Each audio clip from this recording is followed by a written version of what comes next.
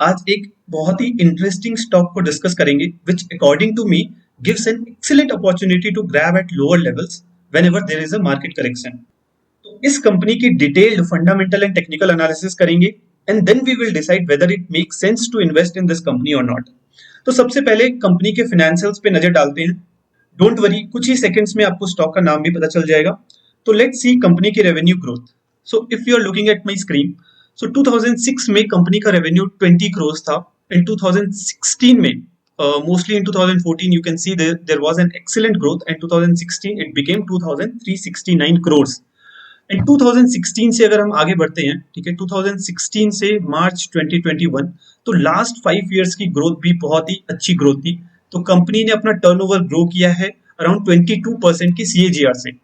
Of course अगर TTM पे नजर डालोगे तो slightly it has become negative. It's mainly because of the last 2 quarters results. But यहाँ पे हम लोग एक लॉन्ग टर्म इन्वेस्टमेंट के पर्सपेक्टिव से डिस्कशन करने जा रहे हैं। Don't worry too much about the quarterly results, rather we will be discussing more about the annual results and annual performance of the company. ठीक है, तो देखते हैं कि net profit whether it is also growing in line with revenue और नॉट। तो अगर आप प्रॉफिट पे नजर डालोगे तो ये 350 करोड़ था 2016 में। 350 करोड़ से it has become now 1724 crore. And EPS भी देखोगे तो 4.2 2016 में था, and now it has become 20.37, which is a excellent growth. Almost 38% के सीएजीआर से प्रॉफिट एंड ईपीएस ग्रो हो रहा है। ओके, अगर समरी देखें तो कंपाउंडेड सेल्स ग्रोथ क्या है कंपनी की, तो यहाँ पे we can see that last 5 years में कंपनी की सीएजीआर ग्रोथ जो है टर्नओवर की वो 22% की है। लास्ट 3 इयर्स में company has grown with a rate of 23%। Okay, similarly अगर कंपाउंडेड ग्रोथ देखे प्रॉफिट्स की, तो प्रॉफिट की growth is even better than the turnover growth. Last 5 सालों में कंपनी ने 37% की सीएजीआर से अपनी प्रॉफिट्स को ग्रो किया है, एंड लास्ट 3 इयर्स में कंपनी के जो प्रॉफिट्स है वो भी 37% के सेम ग्रोथ रेट से ग्रो हो रहे हैं। So excellent compounded growth in terms of profitability. ठीक है, स्टॉक प्राइस पे बाद में नजर डालेंगे, for now you just leave it, क्योंकि मुझे आपको कुछ इंटरेस्टिंग फैक्ट्स बताने हैं जब मैं आपको चार्ट पे लेके जाऊंगा। ठीक है, रिटर्न ऑन इक्विटी देखते हैं, which is a very very important criteria. Last 5 years में कंपनी ने रिटर्न ऑन इक्विटी 25% की जनरेट की है on an average, which means that every year company is generating 25% return on its shareholders fund। तो यहाँ पे बहुत ही efficient यूटिलाइजेशन हो रही है फंड्स की। लास्ट 3 सालों में भी कंपनी ने 26% की आरओई जनरेट की। तो कंपनी के कैश फ्लोज पे एक क्विक नजर डालेंगे और समझेंगे whether company has been able to convert its net profits into cash और नॉट। बट उस पे जाने से पहले let me reveal the name of the company and see some of the other key parameters which is very important for the fundamental analysis। तो friends, company का नाम है मन्नापुरम फाइनेंस लिमिटेड। जी बिल्कुल, आपने सही सुना, मन्नापुरम फाइनेंस लिमिटेड। तो यहाँ पे देखते हैं कंपनी के कुछ और की पैरामीटर्स। ओके, तो कंपनी की मार्केट कैप 10,000 करोड़ के आसपास आ जाती है और मार्केट प्राइस 120 रुपीज के आसपास चल रहा है। ओके, मार्केट कैप 10,000 करोड़ है, विच means that this company is a mid cap company. अगर हाई एंड लो पे नजर डाले स्टॉक प्राइस की, तो हाई कंपनी ने बनाया था 224 रुपीज और अभी चल रहा है ये 120 रुपीज के आसपास as on 23rd Feb। And if you see the low, it is around 152 week low के आसपास कंपनी का प्राइस अभी करंटली चल रहा है। स्टॉक का पीई रेशियो है around 6.6, which means that company is quite undervalued. Book value पे अगर नजर डालेंगे तो it is around 94.1। ROE as we had seen already that it is around 26.5%, and this is not just 1 year's performance. Company has been consistently generating this kind of ROE, which is again a very good sign। Just to give you a quick overview about this company, so Manappuram Finance is a non-banking financial company, okay, NBFC। Basically जो कि deal करती है loans में, जो कि loans provide करती है against the gold. तो इनका मेजर पोर्शन ऑफ टर्नओवर जो आता है वो गोल्ड के अगेंस्ट में जो लोन कंपनी प्रोवाइड करती है उससे आता है। Of course it is diversifying its business. It is also involve in money exchanging facilities. It is also providing now home loans etcetera etcetera. Now we can move towards the cash flow of the company.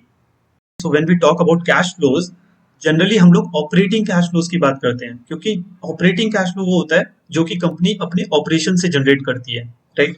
तो अगर operating cash flow पे नजर डाले Manappuram finance की, तो क्या result आता है? Oh my God, consistently company negative cash flow generate कर रही है। It means that even though company has very good profitability, it is growing with a CAGR of 26%, Still company is reporting negative operating cash flow. Doesn't make any sense for us to invest in this company. This is where they say that half knowledge is always dangerous. देखिए, सबसे पहले important है समझना कि company करती क्या है। तो कंपनी का जो मेजर बिजनेस है that is to provide loans, right. तो कोई भी कंपनी जिसका बिजनेस प्राइमरीली लोन देना है उसके कैश फ्लोज जनरली नेगेटिव होते हैं। आप कोई दूसरी एनबीएफसी को भी उठा के देख लें, ओके। ऑफ कोर्स ये बात थोड़ी डाइजेस्ट नहीं होती, राइट, कि नेगेटिव कैश फ्लो है फिर भी ये कंपनी अच्छी कैसे है। तो आप बजाज फाइनेंस की कैश फ्लोज देख लीजिए। Bajaj finance is also generating negative cash flows. Bajaj finance का भी कैश फ्लो देख लेते हैं कि वो कैसे बिहेव कर रहा है over the years. This is Bajaj finance, right. यहाँ पे बजाज फाइनेंस का जो कैश फ्लो है from operating activities consistently it is negative, right? In all the years it has reported negative cash flows. What does that mean? Bajaj Finance एक खराब company है? Of course not, right? इसका answer तो आपको पता ही है, मुझे बताने की जरूरत नहीं है। Bajaj Finance is a great company with great fundamentals, with great ROE and profitability, but still their cash flows are negative. तो ये नेगेटिव साइन नहीं होता है कोई भी एनबीएफसी को अगर आप एनालाइज कर रहे हैं। आई होप कि this was a good learning for you. Just one request from my side, please check few more companies in NBFC sector and try to find out whether their operating cash flows are negative or not. Okay. And सबसे बेहतरीन example यहाँ पे है HDFC limited, जो कि सबकी favourite company है। Even for HDFC limited उनका भी कैश फ्लो नेगेटिव ही है। Please go and check. Okay, ये screener.in की वेबसाइट है। You can just simply put HDFC Limited and then you can directly go to cash flow statement and check out whether it is negative or not. Okay, till now, if you are enjoying the video, then please hit the like button. Also subscribe to my channel and click on the notification button. ये मनापुरम का chart है, price chart. तो quickly इसको समझते हैं कि इसमें क्या हो रहा है। तो 9 नवंबर को कंपनी ने हाई बनाया था अराउंड 225। उसके बाद से आप देख सकते हो यहाँ पे सिग्निफिकेंटली यहाँ पे डिप आया है, right. 115 it has become now. तो यहाँ पे ऑलमोस्ट 50% की गिरावट आई है। तो क्या ये बहुत ही अनयूजुअल सा पैटर्न है? The answer is no. अगर आप इसकी प्रीवियस हिस्ट्री चेक करोगे तो इसका जो मोमेंटम होता है इट्स ऑलवेज लाइक दैट। जब भी मार्केट में करेक्शन आता है यहाँ पे बहुत बड़ी गिरावट आती है। The rate at which it recovers that is also very good. आप पहले भी देख सकते हो यहाँ पे इन अगस्त यहाँ पे एक शार्प डिक्लाइन आया था ऑलमोस्ट 200 से लेके 157 and then stock recovered quickly in very quick time. अगर पास्ट में देखोगे कोरोना टाइम पीरियड पे तो यहाँ पे 60 to 70% से फॉल हुआ था and then from March to July again it recovered quickly in just 4 months time it recovered almost 60-70%। Past में भी अगर आप देखोगे यहाँ पे decline in 2018 it was steep decline around 50% and then it recovered so quickly and gave excellent returns। ठीक है, तो ऑल इन ऑल क्रक्स क्या है इसके चार्ट को देख के कि इस स्टॉक में हमेशा करेक्शन आती है, वॉलेटाइल रहता है। तो इस स्टॉक को हमें टैक्टिकली यूज करना है। टैक्टिकली मींस जब भी ये गिरावट आएगी, ओके, जब भी मार्केट में करेक्शन आएगा and we find this stock at a very low levels, okay, of course the levels we need to decide in advance, तब हम लोग इस स्टॉक को यूज कर सकते हैं हमारे इन्वेस्टिंग पर्पस के लिए। तो ये जो फॉल आया उसका रीजंस क्या है? तो इसका रीजंस मेनली इसके लास्ट 2 क्वार्टर्स के रिजल्ट्स हैं। ठीक है, इतना सिग्निफिकेंटली खराब भी नहीं है इसके रिजल्ट्स, बट मार्केट को जब करेक्ट होना होता है या फिर कोई कंपनी को जब करेक्ट होना होता है तो वो एक छोटे से रीजन को भी बहुत बड़ा रीजन बना के वो करेक्ट होता है। तो ऐसा नहीं है कि खाली मनापुरम का स्टॉक गिरा। अगर आप देखोगे Muthoot finance which is the market leader in this segment, gold loan में अराउंड 47% का उनका मार्केट शेयर है, तो उस कंपनी में भी ऑलमोस्ट 40% करेक्शन आया है, ओके, लास्ट फ्यू मंथ्स में। तो सिमिलरली यहाँ पे भी अगर आया तो this is not an unusual, it doesn't mean that this company is bad, okay.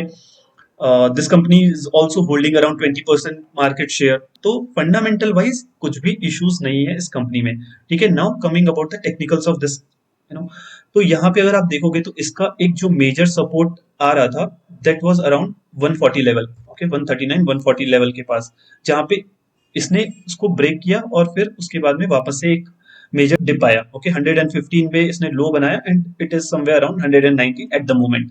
तो नेक्स्ट सपोर्ट की अगर बात करें तो I can see that it is somewhere around 110। तो मेरा इन्वेस्टमेंट जो होगा, first investment, that will be somewhere between 110 to 115। ठीक है, तो if I decide on certain allocation to this stock, जो फर्स्ट सपोर्ट है वहां पे अराउंड 20% की इन्वेस्टमेंट करूंगा। Next support which is coming around 97, तो 95 से 100 के बीच में मे बी सेकंड ट्रांच और यहाँ पे जो इन्वेस्टमेंट होगी वो मेजर इन्वेस्टमेंट होगी। अगर यहाँ 20% कर रहा हूँ तो यहाँ पे I will be investing around 50% of the money. ठीक है, फिर if at all it goes to around 79, which is unlikely, considering the fundamentals and the scenarios, it is unlikely, but still if it goes near that, then I can invest another 20 to 30% of my money over here. Okay, so all in all मैं try करूंगा कि मेरी जो average cost है वो somewhere around 100 या फिर उससे थोड़ी सी नीचे आ जाए। देखिए, दो लोगों के लिए स्टॉक बिल्कुल भी नहीं है। एक तो जो लोग अपने पोर्टफोलियो में लॉसेस को नहीं देख सकते हैं, ठीक है, और दूसरे जो जिनके पास में पेशेंस नहीं है। ठीक है, अगर आप शॉर्ट टर्म के लिए सोच रहे हो तो please please avoid this stock, because there lot of issues going on as of now. Geopolitical issues definitely is going on, inflation is high, and Fed की पॉलिसी भी आ रही है। ठीक है, तो स्लोली अगर आपको इन्वेस्ट करना है तो स्लोली कीजिए with the horizon of at least 2 to 3 years। यहाँ पे इजीली आपको 50 to 60% रिटर्न मिलने के चांसेस है, और in fact more than that. Okay, lastly यहाँ पे देखते हैं, ये एक इकोनॉमिक्स टाइम में एक आर्टिकल आया है इनके एमडी का। Okay, so gold prices moving up is good for the gold loan companies, that is from Manappuram Finance MD. So of course we are seeing that inflation is going up and there are so many other issues which are going all around the world, then definitely people would be parking some of their money into gold, right? तो gold में जैसे जैसे growth होगा, right, तो इनके लिए भी एक positive sign है। This is what his MD is saying. And also you can see that he is saying our microfinance company will take 1 or 2 more quarters to come out of this pandemic situation, as also other businesses, right? But in spite of that, we could grow our gold loan, and the growth of the consolidated AUM has grown by around 10%, which is primarily led by gold. I expect things to improve in the coming quarters. Of course, cost of funding and inflation is going up. ठीक है, तो interest rate भी increase होगा। तो what he is saying that उसका impact company पे ज्यादा नहीं आएगा, क्योंकि that can be easily passed on to the customers. So this is what this VP is saying. Of course is a very great person. Okay, इनका management बहुत strong है, fundamentals बहुत स्ट्रांग है, कहीं भी कुछ प्रॉब्लम नहीं लग रही है। Now I have told you my decision.